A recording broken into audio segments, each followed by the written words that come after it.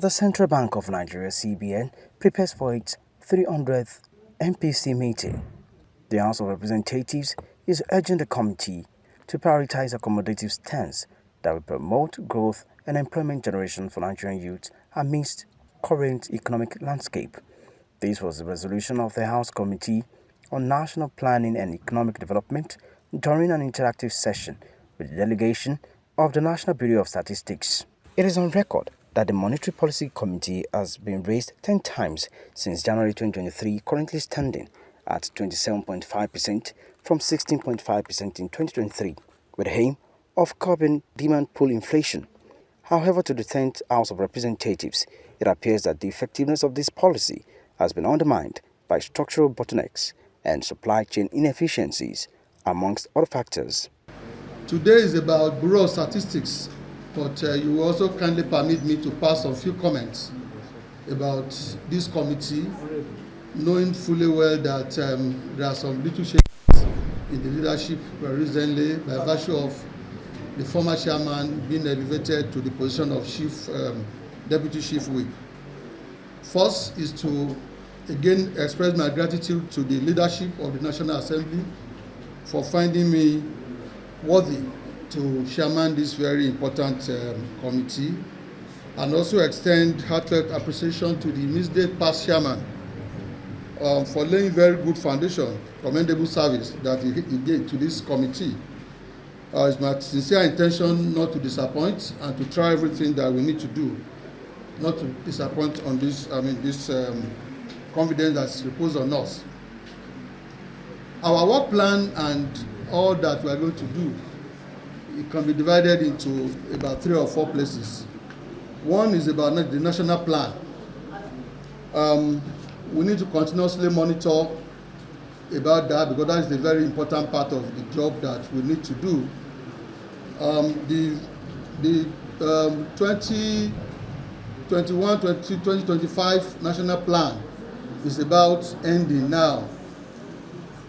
The issue now is that what are the plans that we have as a nation for a successful plan for this. The budget for 2025 is rolling on already. Assumptions were made for this budget. How far have we gone with these assumptions? And how far do they affect the budget that we have prepared? These are some of the questions, these are some of the issues that we are going to be interrogating as we go. We have responsibility to oversight the agencies and ministries assigned to us. Ministry of Budget and Planning, the Budget Office, Bureau of Statistics, which is one of the things we are doing today, NISA, and all of that. We will continuously find engaging some of these committees as we go on. Center for Management Development. We will particularly be interested, arising from the last budget, on overseas development assistance that are being managed within the Ministry of Budget, and how this is done, and of course budget performance.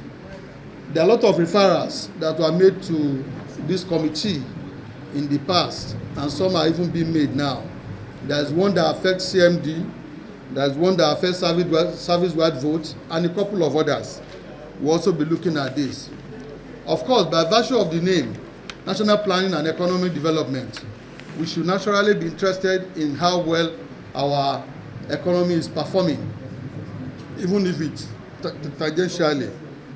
I think that we will be talking about that too as we go.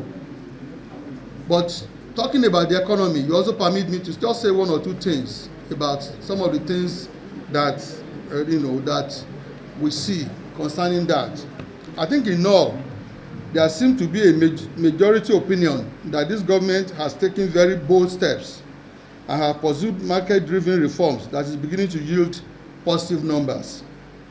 The nation's capital market has surged significantly by about 100% increase in the last 2 years, while the central bank has recorded the highest level of external reserves in over 3 years, and also reported to have recorded profit of about 38.8 billion, a remarkable turnaround from the 1.15 trillion loss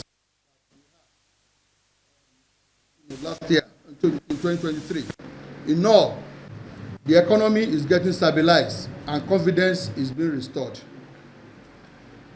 But as the central bank will be going into another MPC, monetary policy meeting early next week, it is important that the high interest rate aimed at curbing inflation have had significant unintended consequences on growth, particularly in manufacturing, agri, and SME sectors, which are significant employers of labor.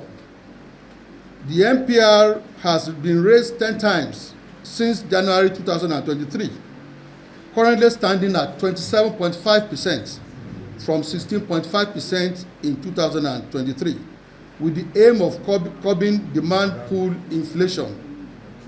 However, it will appear that the effectiveness of this policy has been undermined by structural bottlenecks, supply chain inefficiencies, and some other challenges that we have as in our economy. It is therefore our view that, considering the current economic landscape, the monetary authorities, as they meet next week, should consider a more accommodative stance that promotes growth and employment generation. I think the bottom line of this is that we all know that increasing rates, it's a common phenomenon to curb inflation, but this should not be done at the expense of growth and employment. And we think that having raised interest rate 10 times consecutively every quarter since 2022 or thereabout, I think the CBN and the MPC, as they meet next week, should consider a more accommodating role that can promote growth and promote employment. Now to Bureau of Statistics. The Bureau, we all know, and I want to read from Section 6 of the Statistics Act of 2007. The Bureau shall have the main national agency responsible for development and management of official statistics, the authoritative source and custodian of official statistics in the country. And part of the role again is to collect, compile, analyze, interpret, and publish, disseminate statistical information alone and in collaboration with other agencies, and to develop and maintain comprehensive national data bank by encouraging units of line ministries and agencies to develop their sectional data bank and forward to the Bureau. And I think it's also important that, the national data bank. I think the essence of these few lines that I've mentioned is that this Bureau is very important to our national development, to our national plan, and to our aspiration. Everything is about statistics and about data, either in the public sector or in the private sector. It is therefore a very, very important section of our economy. And therefore, as a house and as a committee, we are interested in ensuring that confidence in the Bureau, which is not lacking, is continue to be increasing. So the essence of the engagement this afternoon is for the Bureau to further convince us that the numbers and the figures that is coming from the Bureau are what we can beat our chest as a committee, as a member as a committee, to say that the sources and the rationale and the thinking are good enough. Particularly in the last couple of weeks, there have been so much about rebasing and all of that. And of course, a lot of concerns and issues around that. So we would like to hear from the Bureau. How far have this gone? What are the essence of this? What are the rationale behind this? And all other things that the Bureau finds important for us to be aware of. Like I said, at the end of the day, we want to be able to be sure that we have a strong Bureau of Statistics that is churning out figures that the whole world can be proud of. And of course, Nigerians can even be more proud of. I think that is the essence of the engagement that we want to have today. By the Statistics Act of 2007. The Honorable Chairman just told us the section 6 of our Act that mandated us to produce this data. I wish to thank the committee for the invitation extended to us at the National Bureau of Statistics to be here today. And I would like to state that the Bureau is ever committed, as usual, to delivering on our mandate on the production of official statistics for the country, to aid national planning, to aid policy making, and for the monitoring of programs and projects of government at all levels. In particular, we are committed to providing the necessary statistical information to support the important work of this committee. As Mr. Chairman just rolled out some benchmark figures for implementation of our budget and for the national development plan that we have in place for the country, we would like to ensure that the noble objectives of the oversight function of this committee are achieved for the benefit of our dear country. Mr. Chairman, honorable members, as you all know, our work at the National Bureau of Statistics is to produce statistics on all facets of our economy, is to produce those economic data and indeed data on all facets of our development in the country. And we have been doing this diligently, even with all the constraints. We are always surmounting them to make sure that we produce data that is required for the country. Data collection and analysis in any part of the world is very, very resource intensive. More so in our own environment here in Nigeria, where interconnectivity of ministry, department and agencies are not there. And there is also relatively poor and economic structure that can support our work. And we also know that the large part of our economy is informal. So where you have informal sector driving the economy, you know that it's always difficult to get accurate data from informal sector of the economy. If it's formal, they keep record.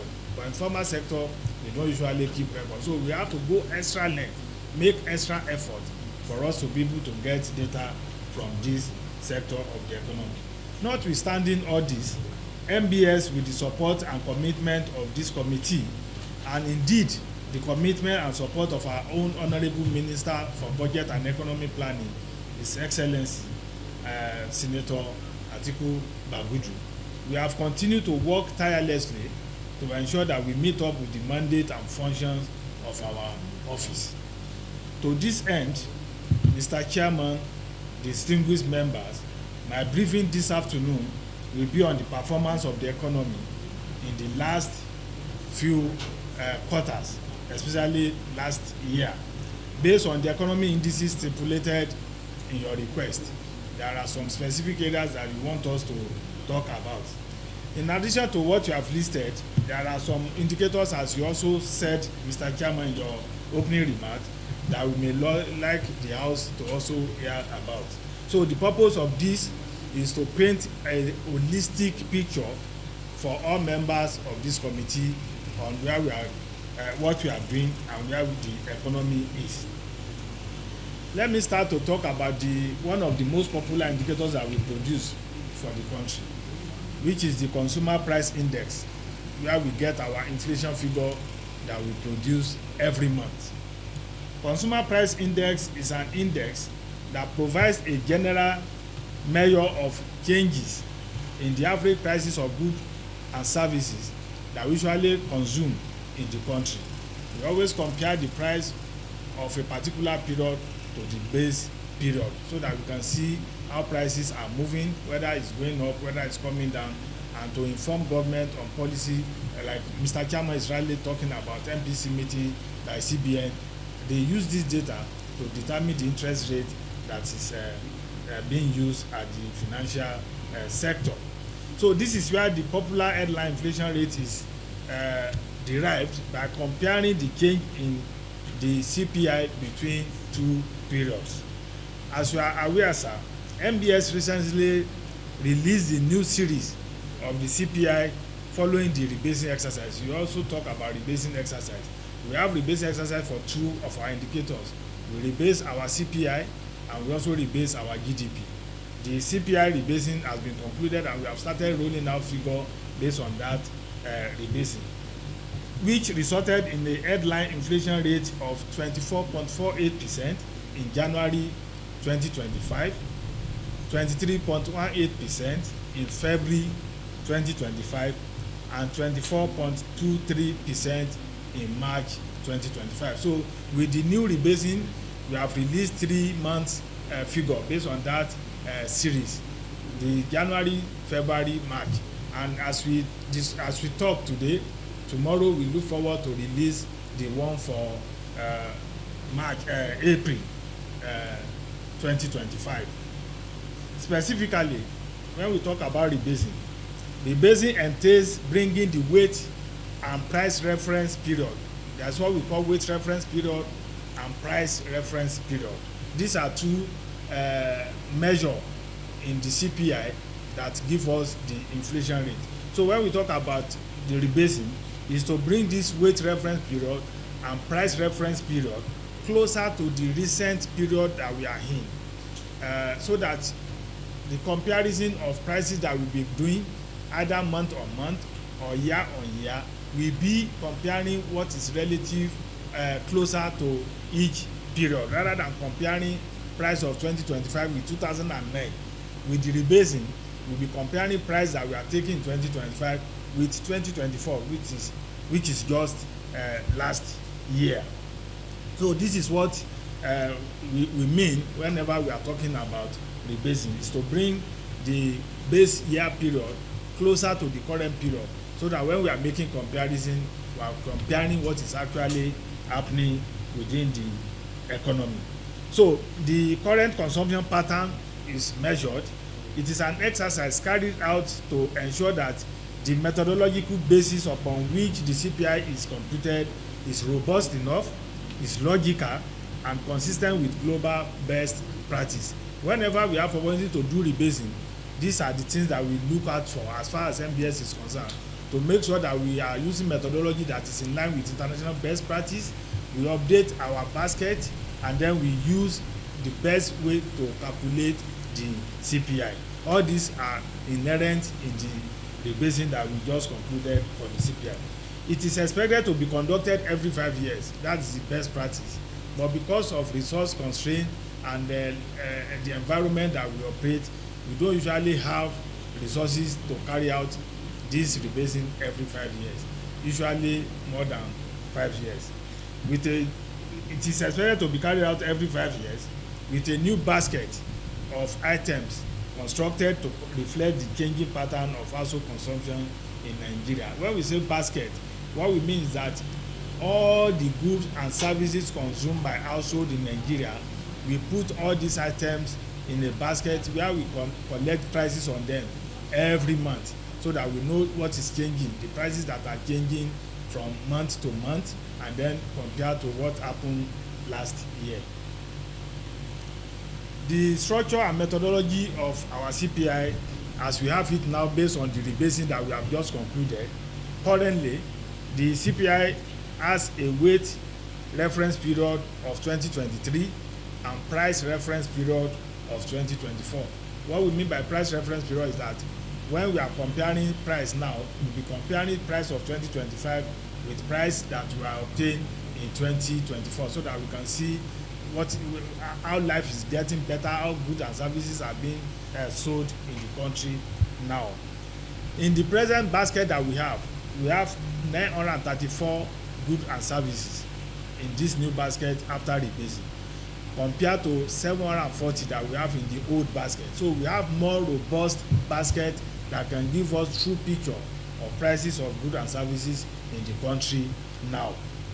We have also adopted the best manual, the current manual that is used to compute the inflation rate, which is we call it a classification of individual consumption according to purpose. That's the manual that helps us to classify all these items, the 934, into 13 divisions, so that we can manage their prices and we can be able to report on these items by group, not individual. So in the previous one, we have 12 divisions that we usually use to compute our price measurement. But now we have adopted the latest manual. That one has 13 divisions, because we have additional division on financial and insurance that are not in the previous one. We are able to capture all the expenses on POS, online payment. We are not captured before, but now we are able to capture them through this rebasing. I will quickly go to some of the results that we have. I've mentioned them before. For the headline inflation that we usually see on the paper when we release our result, for January 2025, as I said before, it was 24.48. For February, 23.18, and for March, 24.23. Another one that usually attracts the attention of people when we release inflation figure is food index, food inflation. In January, the food inflation is 26.08. In February, it was 23.51, and in March, it was 21.79. These are key results based on the recent figure that we released for the CPI in the country. In addition to the regular indexes that we compute, because we have robust data in the course of our rebasing that we just concluded, we are able to compute more indicators apart from headline, apart from food, apart from core that we have been computing before. Now we can compute service index. That is, we can give the country the inflation rate in the service sector. We all know that service is one of the sector that is driving our economy. We need to know what is the inflation rate, prices people are paying in that sector. So we have service index that can give us inflation rate in that. We also have energy index. We also know the cost of energy now and how it's affecting the households. So we are computing inflation rate in the energy sector. We don't have this separate inflation figure in the past, but because of the rebasing, we are able to do this. We also have farm produce index. Inflation as far as farm produce are concerned, we are able to compute them with this new rebasing that we have done. We don't have all this before. These are new things that are coming on board, and we have started releasing them.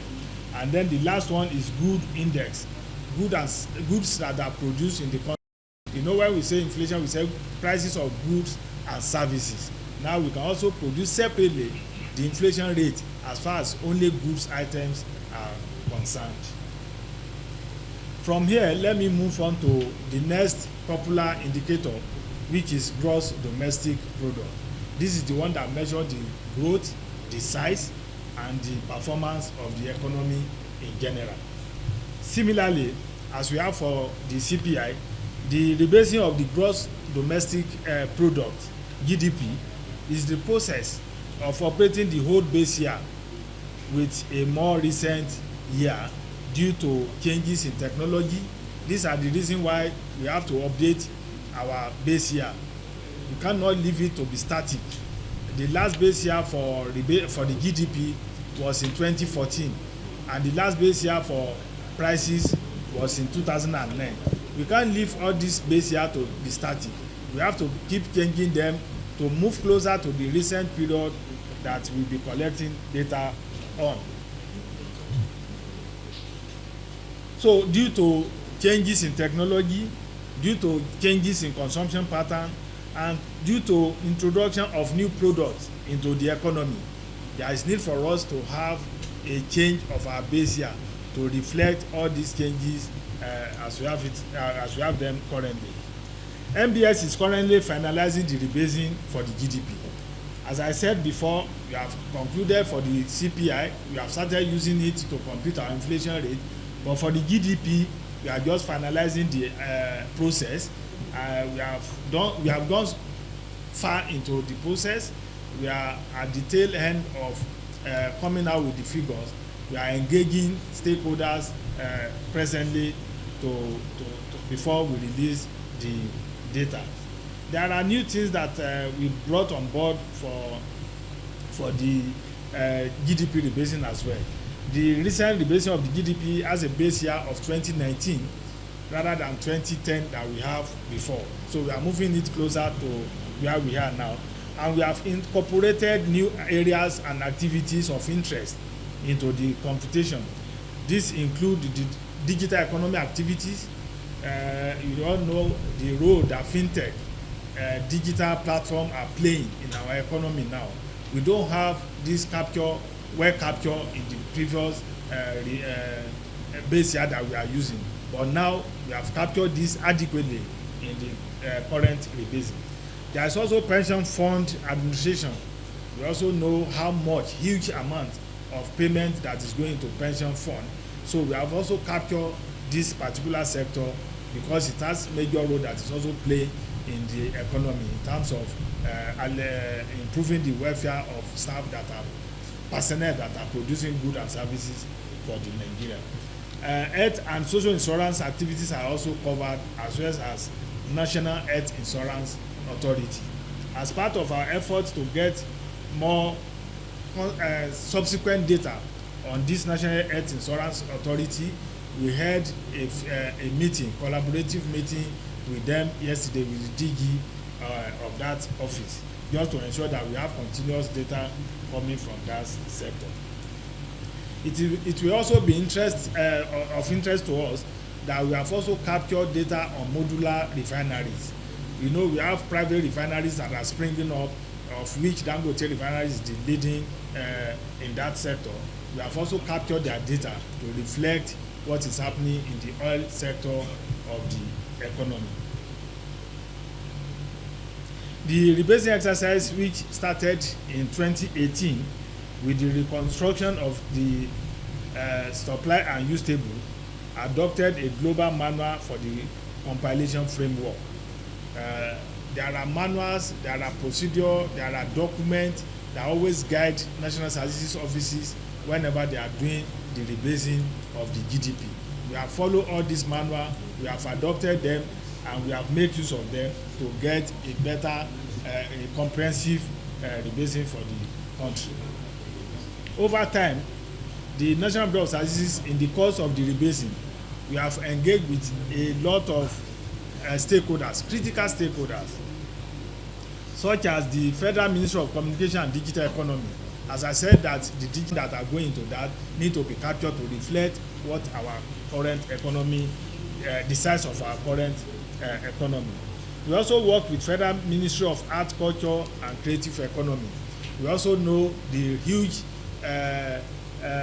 contribution of entertainment to our economy nowadays. Entertainment industry is huge, is very big, and we need to reflect their contribution to the GDP as we speak. So we have worked with them closely to get all the data to reflect their performance in the economy.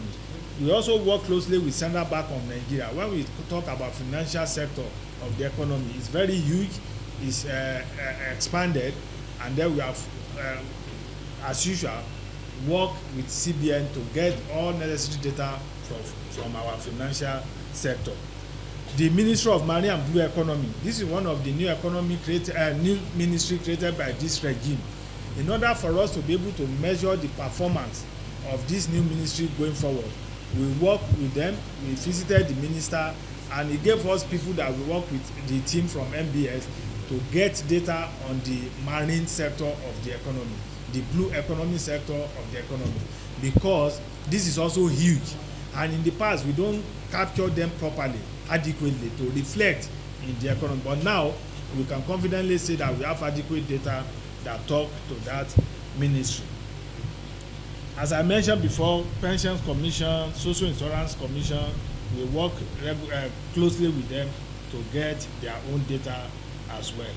It is worth noting that we have concluded the major activities of the rebasing exercise, and we are currently at the final stage of engaging stakeholders.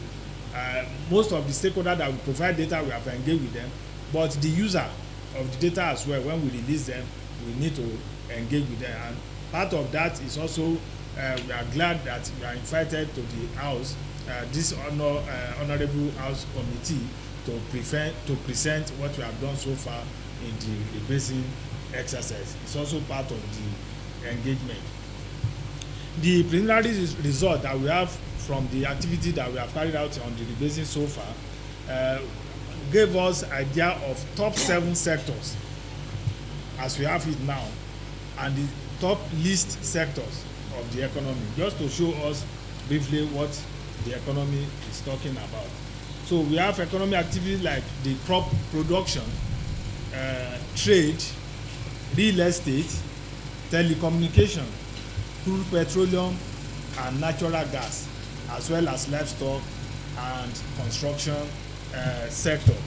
Those are the ones that are leading the pack when it comes to top 7 economy, top 7 sectors in the economy as we speak. What about the least 7? Those that government and other stakeholders need to pay attention to. If we want to expand our economy, we need to focus on them and bring them to speed. We have rail transport as one of the least, rail transport and pipeline, electrical and electronics, coal mining, metal haul, post and courier services, publishing and oil refining are those ones that are at the least 7. And we hope to release the new rebase numbers in few weeks after we conclude our engagement with the stakeholders. That is about rebasing of the GDP. Then talking about the GDP figures itself, what we have been releasing before. While we await the final result from the rebasing, the National Bureau of Statistics will have published the Q4 of 2024. Part of it is what the chairman told us, that there have been figures here and there that people are talking about. We have the figure for Q4 of 2024 and the full year of 2024 economic performance report.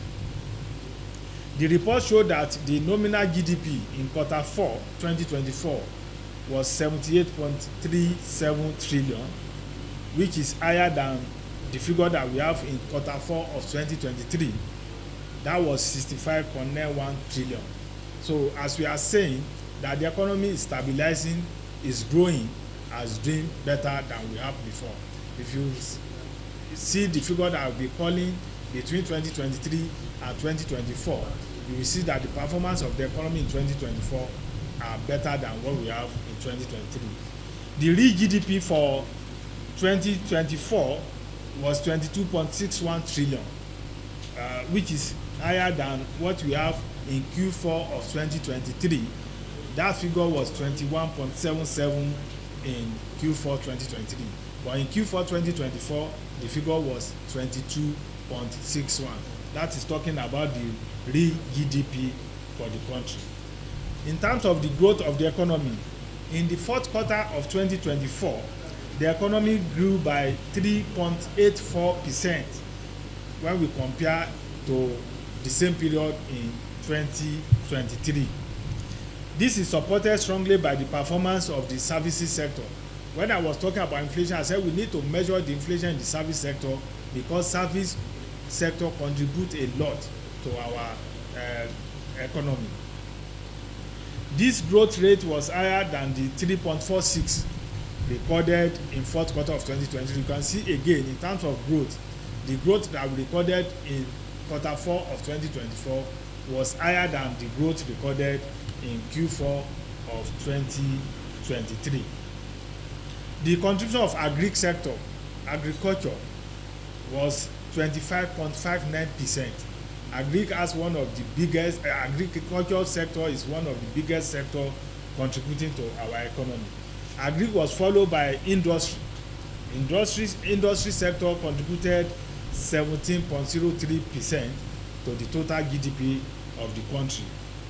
That was a bit decline, as we all know what is happening in the industrial sector.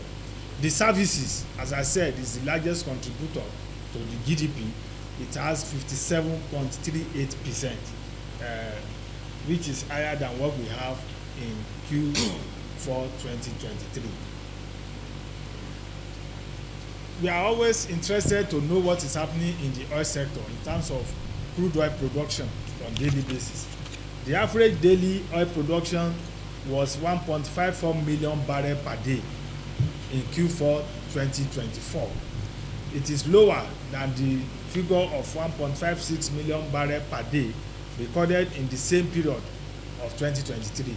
So which means we have higher oil production in Q4 of 2023 than what we have in Q4 of 2023. 1.4. Okay, the Q4 2024 was 1.54 million barrels per day. Q4 2023 was 1.56 million barrels per day.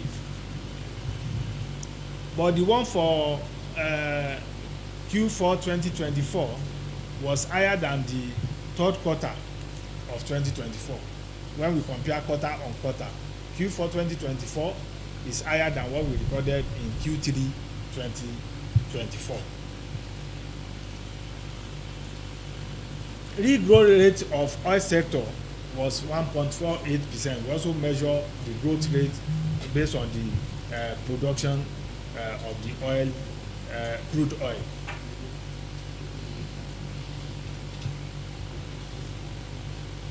I think I will just go overall the annual GDP growth rate. Yes, that's what I'm all right. Foreign trade services result in Q4 2024, the total trade stood at 36.6 trillion naira. This is higher than 35.82 trillion naira that was recorded in Q3 of 2024. We can see that all the indices, all the indicators are moving forward in 2024 higher than what we have in 2023.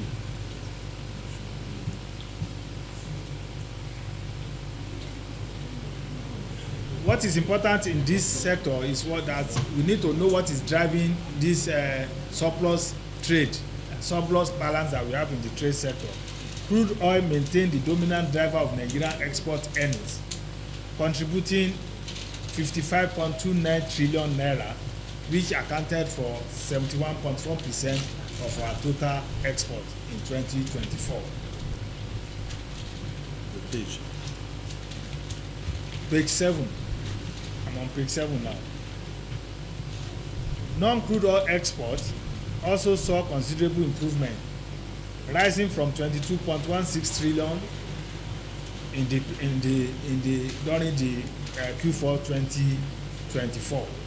Within this category, non-oil exports alone contributed 9.09 trillion naira, more than double from 3.14 trillion naira in 2023.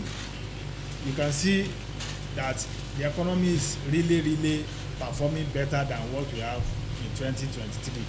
The shift suggests progress in that diversifying the export base and reducing over dependence on crude oil, even though oil remains central to Nigerian trade structure. For us to expand our trade, we also need to export more of our non-oil products. I will move from there to unemployment data. The Nigerian Labour Force Survey is a household-based survey designed to collect comprehensive data on unemployment, underemployment, employment itself, and other labour market characteristics that may be of interest. It provides quarterly estimates for various labour market indicators. The latest reference period that we have as we speak is data for quarter 2 of 2024, which reported unemployment rate of 4.3%. It reduced in this period when we compare to 5.3% that was recorded in the previous quarter, that's Q1 2024. Unemployment was more prevalent among females. We have more females that are unemployed with 5.2% when we compare to 5.1% when we compare to male. The unemployment rate among male gender is 3.4%. And also unemployment was higher in the urban areas with 5.2%. When we compare to rural areas, the unemployment rate was 2.8%. But in terms of youth unemployment, as we always clamor for, the youth unemployment rate in Nigeria was higher than both the national and other indicators. It was 12.5% of youth that the unemployment was 12.5% for youth. And it's also important to know that there are youths that are not in employment, they are not in education, and they are not in any training. This is always an important indicator that we need to look at when we talk about unemployment. A youth that is not going to school, is not working, has not attending any training, is out of school, is not working, and is not receiving any training. These are youth that need to be focused on for government to take action. With the rate higher among young female 14.3% compared to young male 10.9%. The Q3 and Q4 2024 report for unemployment figures are being finalized and will soon be released. We can also talk about agric poverty. For poverty and living standard, poverty in Nigeria is typically measured in two ways. There are two ways by which we measure poverty. The first one is to use monetary approach, and the second one is to use deprivation approach. That is the one that we call multidimensional approach. While both of them are having strength and they complement each other, with each one offering different perspective on household consumption, expenditure, and general living conditions in Nigeria. Let's look at the one that use monetary approach to measure poverty. That is the one that we call Nigerian Living Standard Survey. The Nigerian Living Standard Survey is one of the biggest household survey that is conducted in the country. This survey is used to compute poverty using monetary approach. The last one that was conducted, we reported 40.10% of Nigerian citizens in poverty. That was in 2018-2019. We have conducted another one after the one for 2018, but the result is being finalized, and once we conclude, we engage all the stakeholders, and then the result will be released.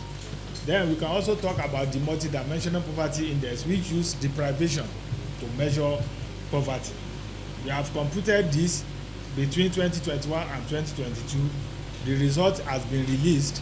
That is the one that said where we have 133 million Nigerians multidimensionally poor.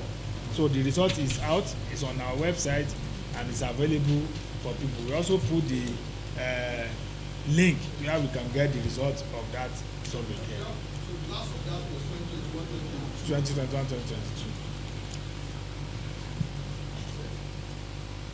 Other activities that are just recent that we are working on, because we have done rebasing, we also trying to help state government to have their own state GDP. The state government have been clamoring for it, that they want to know their own contribution to the national GDP. So we are working with all the state government now to produce state GDP for them. We are providing technical assistance to the State Bureau of Statistics.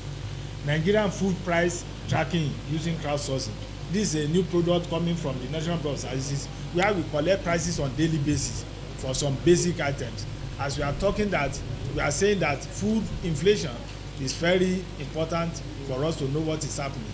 So we have devised a platform where we are collecting data every day on some key food items, so that we can be seeing the movement of prices in the food sector or food items on daily basis, rather than waiting for each month before we get that figure.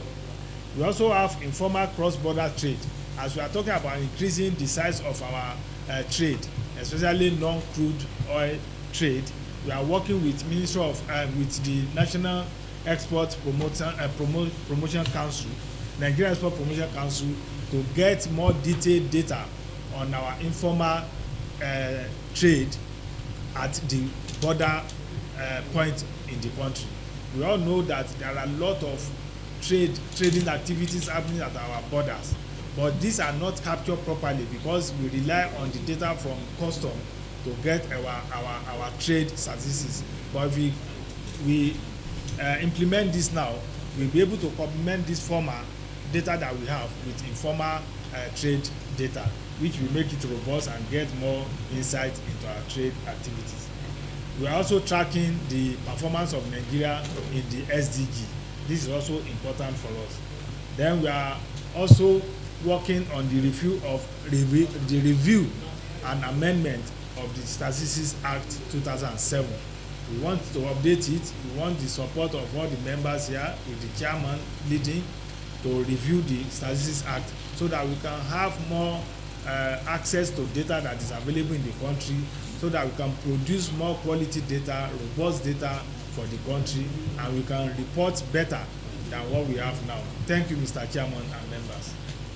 The committee is also interested in the rate of poverty, youth unemployment, imbalance in data gathering from international observers and that of the National Bureau of Statistics, data gap as regards currency of development in tandem with budget analysis. So you said major mandate of the NBS is to make production of official statistics for the country to aid in national planning.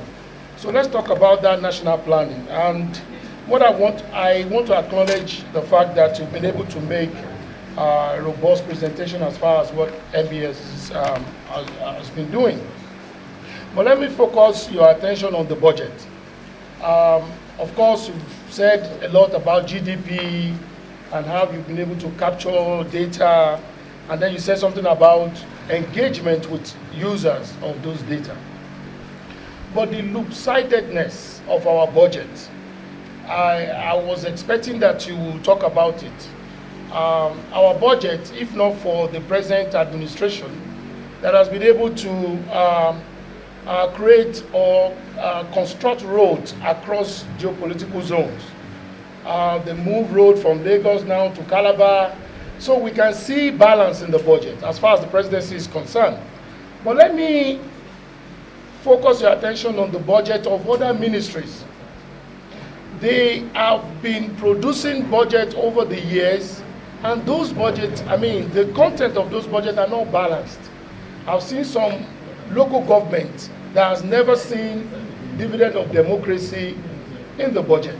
And if you analyze the budget very well, probably what we want you to do, for me, is to analyze the budget and be able to inform users of that data that, look, over the years, there's a local government called Ifedore in so state. You have not been there. Critical ministries such as power, rural electrification, agric. If you look at the budget over 10 years, 15 years, 20 years, you cannot see the presence of the federal government in that local government. So I would charge the Bureau of Statistics, please look at the budget year in, year out, analyze it, and be able to inform the government that, look, there are some imbalances and we need to correct those. If not for the lobbying of some of the members, some local government will not see anything as far as dividend of democracy is concerned. Thank you, Mr. Chairman. Thank you very much. Yes. My question are in two parts.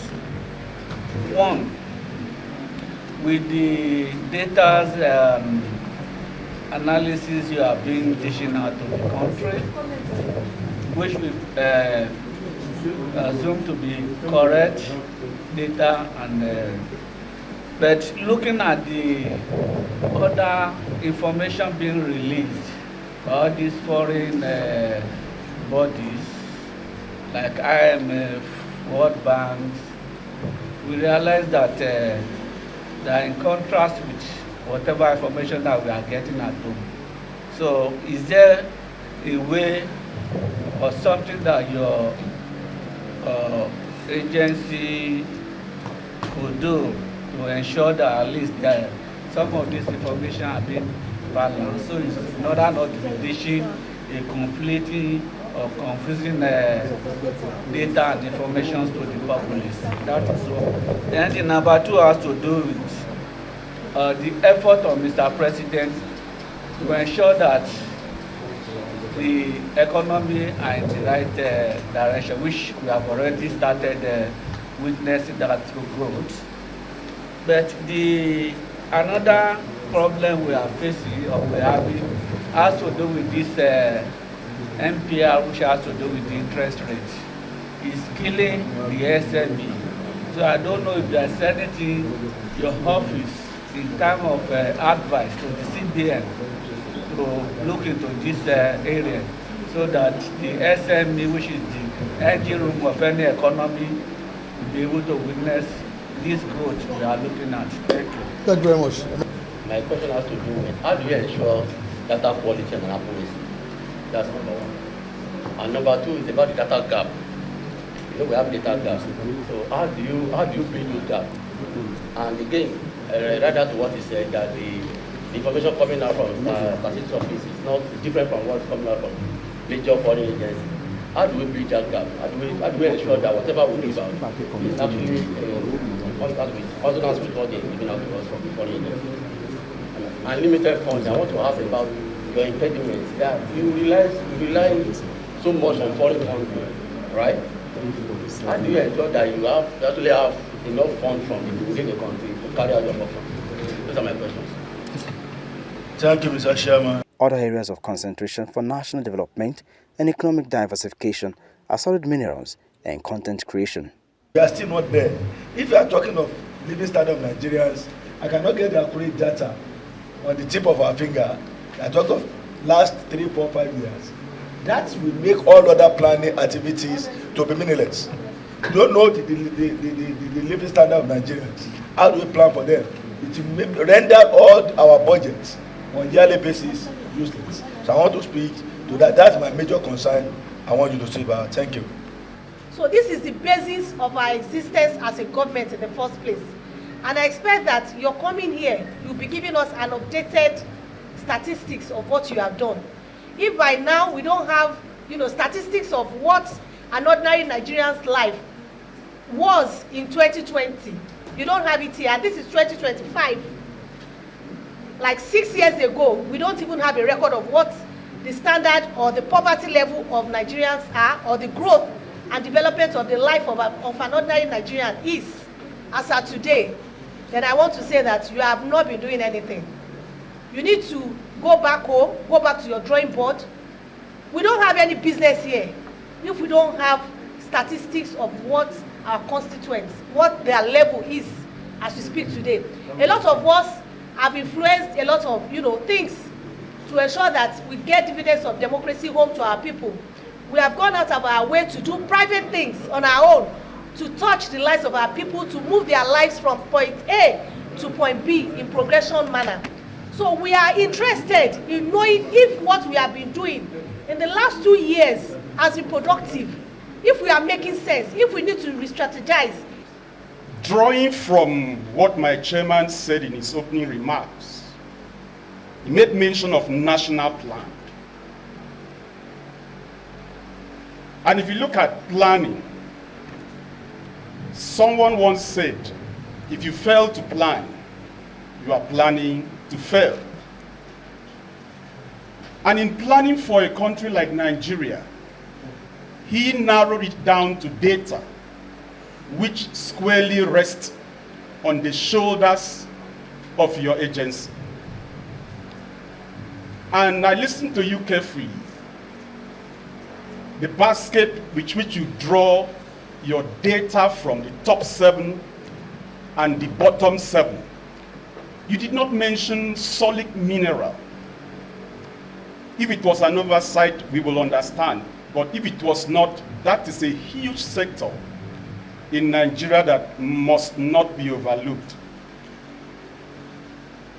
I equally heard you mention that you are working on the entertainment industry.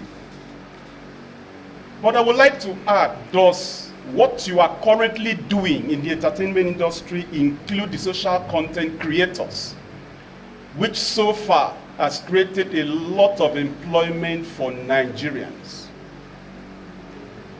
Having said that, if you look at your data for unemployment in 2024, you peg it at 4.3%. But that same year, a body called Global Data said the unemployment statistics of Nigeria is 30.23%. And that makes me to wonder, do we as a nation have data sovereignty? That is number 2 question. Then number 3, I take a look at independence in 1960, where we inherited a population of about 42 million Nigerians, about 45 million Nigerians, with a corresponding gross domestic product of about 4.2 billion US dollars.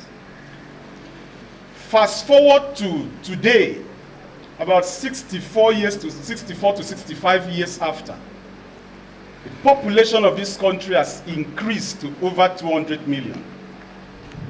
And there is equally a corresponding increment in the gross domestic product of Nigeria to about 500 billion US dollars. I can be corrected. The question I would like to ask, does the corresponding increment in the GDP of Nigeria reflective on the average Nigerian vis-a-vis the increment in population? If we have this data to buttress the point that one of my colleagues asked, it will help us as a parliament, the executive, which you are part of, to holistically make policies and programs and even laws to possibly curb if there are excesses in this regard. That is my comment and my question. Thank you. Why are we not analyzing budget figures? As you have seen in the Act, the mandate of MBS is not to analyze budget. It's not stated in our Act. That's either Budget Office of the Federation or Ministry of Budget and Economic Planning. They are the one that compiled budget, they analyze it, and then they can bring out where there should be improvement. But having said that, let me say that we can we have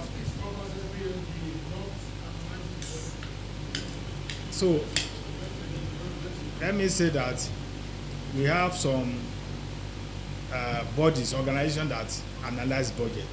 There's an agency called Budget. Budget comes to MBS to collect data that they use to analyze budget by state, performance, and all that. We also provide data to budget and economic planning to analyze. But in terms of data, how can we make use of data to help us allocate budget? That's the essence of what my honorable is saying. How do we make sure that we have data that can drive the allocation of resources across the 3 tiers of government that will get down to the grassroots? The Honorable Minister of Budget and Economic Planning is coming up with an approach now, which we call the world-based development approach. This approach will allow us to collect all the data that are available in terms of development indicators, number of schools, number of health centers, number of the kilometer of road that is available, third road within the world. So we'll be collating all these right from the world to local government and coming to the state. If you have all these, if you have this platform in place, this approach that minister is coming up, it will help us even in terms of interventions by either government or development partners. We have cases where we have different interventions going on within the same community, and each of these interventions are not speaking to each other. Some people collect double of the intervention, whereas some did not get. These are some of the things that are inherent in the point that you are trying to make. But with this, we'll be able to know that in this particular ward, these are the interventions that is available, this number of schools, these are the number of primary health care centers, these are number of interventions going on, this is presence of government in the place. So if somebody is coming to repeat the same thing, we have data that will tell us that no, they don't need this thing in this particular place. Go to this place, they don't have it. I think that's where you are driving to, because if you are able to do that, sometimes they said they are distributing fertilizer, and they will distribute fertilizer the same number across the state. There are some states that it's not fertilizer that they need. In Bayelsa, they are looking for net to catch fish, but you give them fertilizer and they keep fertilizer or they go and sell it. So these are things that will be coming out with the rollout of this development approach. That's I think that's what I want to say there. Then data by international agencies. I think it was mentioned by 2 members here, IMF, World Bank, and any other ones. Let me state here today that IMF, World Bank, they don't collect data in Nigeria. They make use of available data. They don't go to the field. They don't go to any state to say they are going to household to collect data. It is our data that we collect that they make use of. So when we are talking about discrepancy in data, as far as MBS is concerned, this is the official data for the country, and that is what is the authentic, and that is what the one that will be used. Let me tell you that the data by World Bank, sometimes they use some indicators because they have to compare with another country. Even that indicator is not totally applicable to Nigerian situation, they will still use it for Nigeria because they have to compare with another country. But our own data is peculiar to us, is relevant to us, and that is what we are producing. And in any case, let me also say that most of the data that we are mentioning here, the living standard survey that we are talking about, the poverty data that we are talking about, we don't work alone in MBS.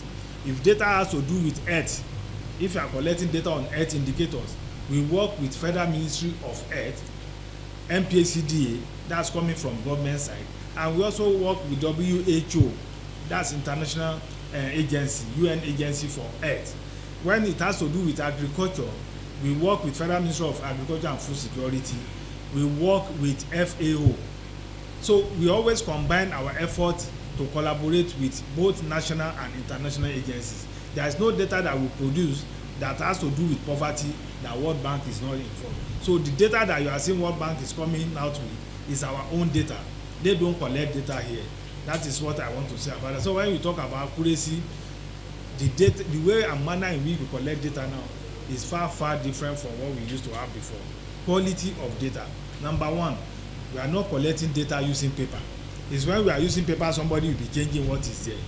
We are using digitalized device to collect data, so that when you are in a particular place that we have assigned to you, there is no way you cannot go to that place to collect that data, because we have a dashboard at the back end in our office where we are tracking the movement of each of our field staff.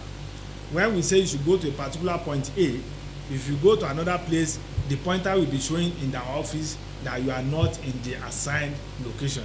And we have people that are there, data editors, data assistants, that are at the dashboard 24/7 watching what is going on. So if you are moving out of the boundary where you're supposed to work, they will call you.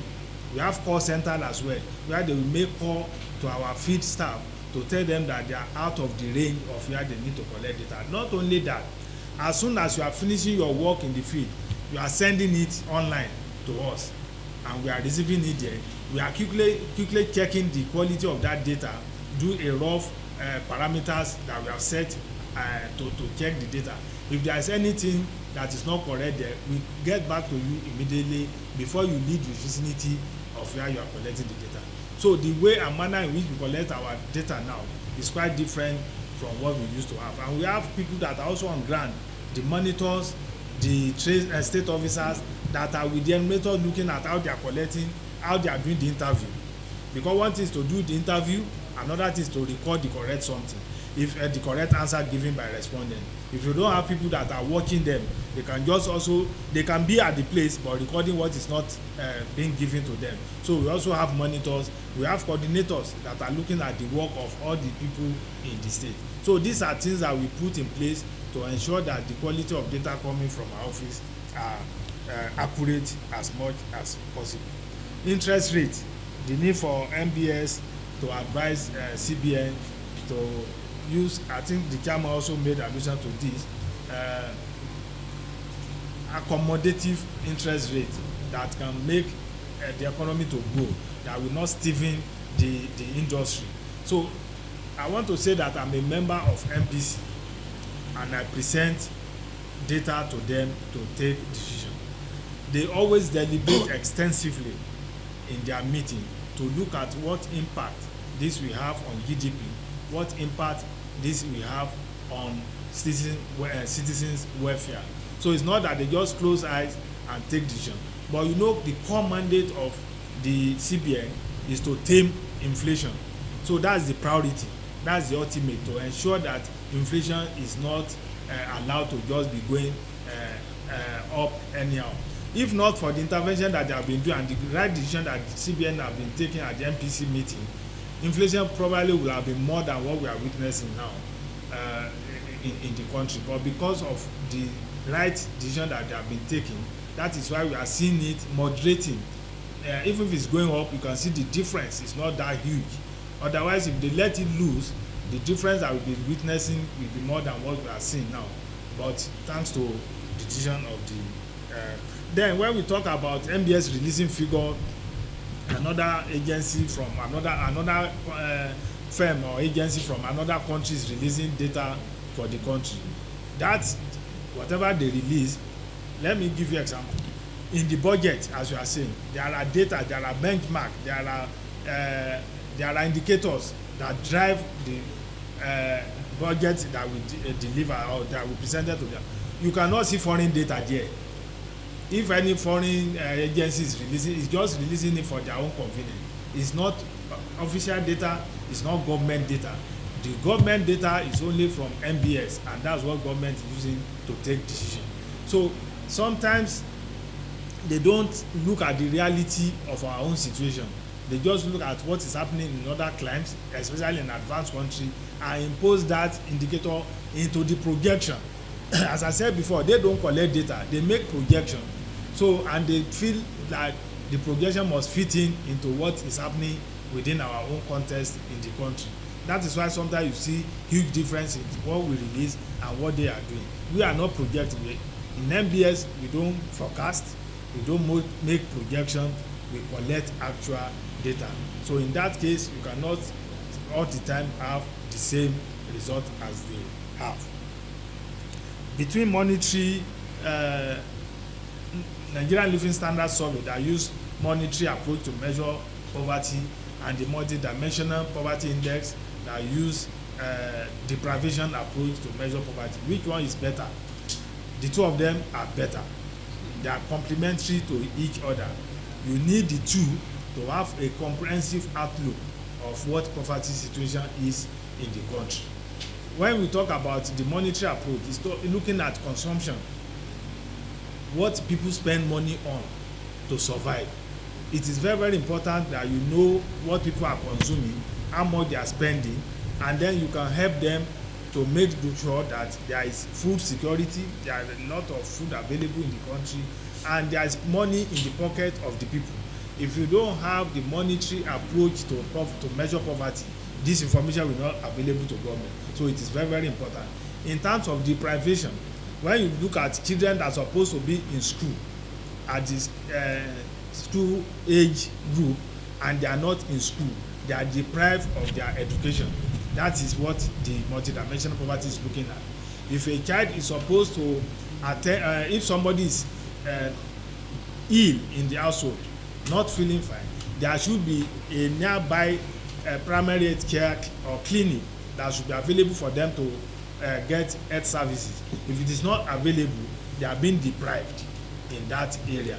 So these are the the approach by which multidimensional poverty look at it in terms of deprivation. You also need this to know what people need that they are not getting. When you're supposed to have school about 5 kilometers to your house, and you're having a primary school that is 15 kilometers, that children 15 kilometers before they get there, when they get to the class they start sleeping. That is a deprivation. So these are the things that other side is looking at. You need to combine these two approaches for you to have a broader look at what is happening when we are talking about poverty. So they complement each other. We need to have the two of them to produce. If we have the capacity, we have the resources. What exactly is needed, to get what? Because if you don't have, all the comments about poverty here by my colleagues are very relevant, because I'm particularly interested, because I'm from the border town. I know the situation of things in the border town is peculiar, and that's why we probably have the highest level of poverty in this country. So we are very much interested in all of this. The other one that was mentioned is, and I think we don't want to overflow, but I'm happy you say I never knew that you're also a member of NPC. We are aware and we agree with the fact that increasing rates is necessary so as to reduce money supply, which particularly M4, which invariably goes to reduce inflation. But at the same time, we need growth, we need employment, and we can only get that if our manufacturing sector, and solid minerals and all of that, if they are doing well, and SMEs, if they are doing well, they cannot do well with 30% interest rate, And talking about the core mandate being inflation, yes, there are also some areas, some countries where mandates are both inflation and growth and employment. So we should also begin to look at that. So as you go into your meeting next week, what we are saying is that we thank them. We realize the fact that at least we have a reasonable level of stability, in that sector. I mean, in our monetary policy area. But this country, about 4 of my colleagues here have said it. I'm sure if we are more than this, we'll probably have a lot more people talking about that. That look, how do we ensure that somebody out there, government cannot be responsible for giving, money to people, all of the time. We have to be able to go to the finance sector to raise money. How do we do that with 30% interest rate? I think that's also of importance to us. So that's why we are saying that the rate now should begin to get accommodative. Having moved from 16% in 2023 to 27.5% now, I think CBN needs to get more accommodative, both with the rate and also with the corridor, with the asymmetric corridor that they fix. So that is the point we are trying to raise. But I think by and large, we have had a very good session. This will continue definitely.